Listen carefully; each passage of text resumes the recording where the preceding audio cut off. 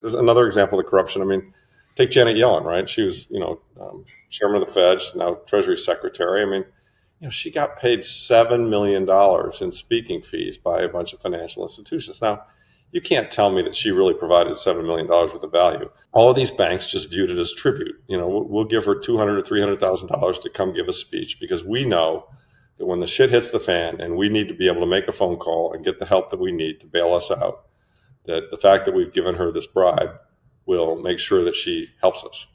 That's why Bernanke's on the board of Citadel or a consultant to Citadel. I mean, in 2020, in March of 2020, Citadel was bankrupt. I mean, they clearly were. The basis trade had completely blown up, and they called up Bernanke, I'm sure, because he's their advisor, and Bernanke called the guys at the Fed, and they got a swap line.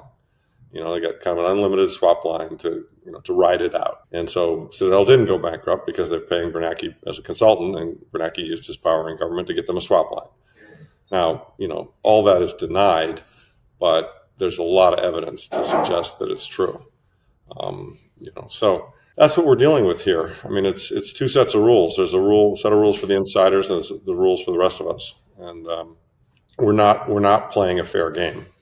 We're playing a very unfair game, which is why, the average working stiff in this country, has to pay 20% on their credit card or something close to that, and yet Wall Street can borrow at the Fed funds rate, which now is 5.25, but used to be 0. I mean, that's just an enormous advantage. I mean, you give me that deal, and I'd become rich. I mean, it'd be simple. Borrow at 0 and buy 10% yielding securities, and then do it again and lever it up. I mean, no mystery. I mean, this is how you've got all these people who've made, private equity people, Wall Street people, financial players who do nothing but shuffle paper, who've managed to create millions and millions and millions of dollars of wealth for themselves, at the expense of the rest of us, right? But I mean, the beautiful thing is Satoshi saw it, solved this problem, and it's going to make all of our lives a lot better. And all we have to do is really sit back and watch it unfold. I mean, to the degree that we want to participate and make it go faster, as Saylor said in his speech at Bitcoin Atlantis, I highly recommend people to listen to that speech. I think it's one of his best ones. It's incumbent, ask not what Bitcoin can do for you, ask what you can do for Bitcoin.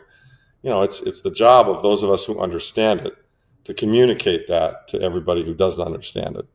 For a number of reasons. One, because they save themselves and help them out, but two, because it'll just push this transition along more quickly.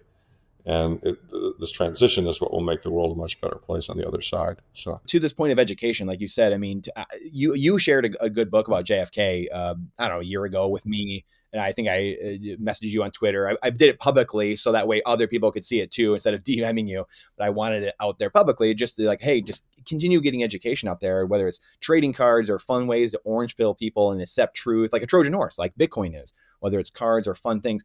What do you do to help educate people? Because obviously going to them and saying, hey, let's talk about JFK, or hey, let's talk about the intelligence agencies or the Federal Reserve. Like, these things are not easy to talk about, but it is the genesis, that's the foundation of understanding a lot of what we're talking about now. Like, what are you doing? Yeah, it's a big, deep rabbit hole. I mean, probably the thing I do the most of is I give out a lot of copies of Safe's book because I just think it's the best primer to the whole, area. I don't start with the fact the CIA killed Kennedy or the government's completely corrupt, because a lot of people don't want to hear that, and they think I'm on the fringe, and it kind of disqualifies you.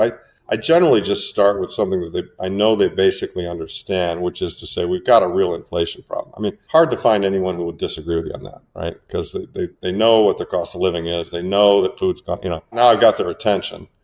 And then I just kind of talk that through with them and try and explain that, there's a reason for that. And it's not because corporations are greedy. It's because of the way, right, as Warren and Biden would say, it has nothing to do with that. It's because, the money's broken. And furthermore, it's sad, but that's, it's going to get worse. We're a country that loves Band-Aids on bullet holes, Larry. I mean, it's like, the corporations are greedy. The Cookie Monster doesn't have enough cookies in his bag. It's shrinkflation. It's logistics problems, food and price hike. These are all downstream. All that, exactly. I just try and walk them through, all of the monetary problems we've got and how clear it is. And then I try to explain to them that, there's a solution. Sometimes they want to go down all those other rabbit holes as well, and I'm happy to do that. But I think that, they don't have to believe that the CIA killed Kennedy to accept Bitcoin. I mean, you can kind of get to Bitcoin. Yeah, you can get to Bitcoin pretty simply. And it's interesting too, because I find the hardest people to orange pill are the people who are really deep in fiat and made all their money in fiat, because it runs against their beliefs. They don't like it. Whereas, just kind of a simple cab driver, blue collar worker, they get it. I mean, they get it really quickly, right? Here's this thing that, the reason prices are going up is because they're printing money. Okay, most people can get that. All right. So imagine if we had a kind of money that the government couldn't print. By definition, the algorithm prevents the government from printing it. And then, okay.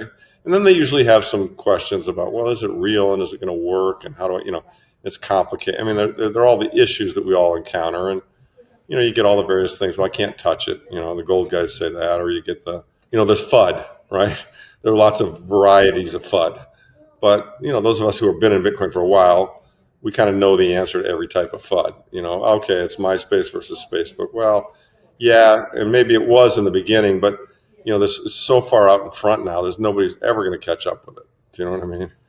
I mean, Facebook's not going to get replaced. Google's not going to get replaced. I mean, it's and the network grows Saylor says every addition to the network strengthens the network, and the network is growing very rapidly. I mean, I was at a meetup the other night.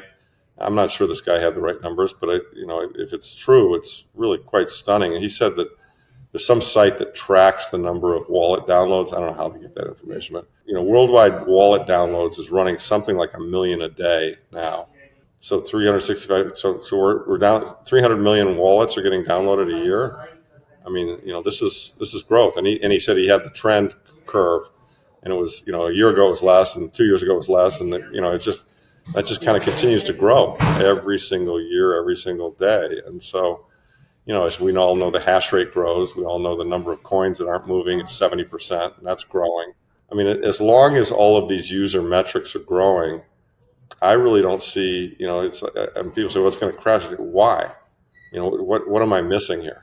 I can't see what's the catalyst for the crash. I mean, I can see, though, the government throwing sand in our eyes. I mean, I can see high taxes. You got to report. I mean, there's, the government's pretty good at using FUD, and they will, particularly as it gets to the point where they really realize what a threat it is.